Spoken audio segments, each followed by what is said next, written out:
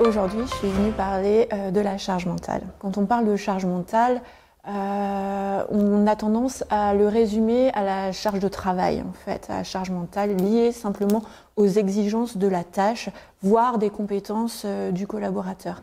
Et alors qu'en fait, donc ça c'est la partie émergée de l'iceberg, alors qu'en fait il y a toute la partie qui peut être beaucoup plus massive, la partie justement qui est immergée des facteurs notamment individuels, donc liés à l'individu, que ce soit son âge, sa situation familiale, son état de fatigue, etc.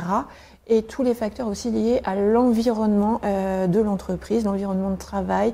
Donc dedans, il va y avoir les conditions de travail, si la personne elle va travailler dans le bruit, dans un environnement calme, si c'est un open space, mais aussi tout ce qui va être aussi en lien avec le manager, les relations hiérarchiques, la communication, etc.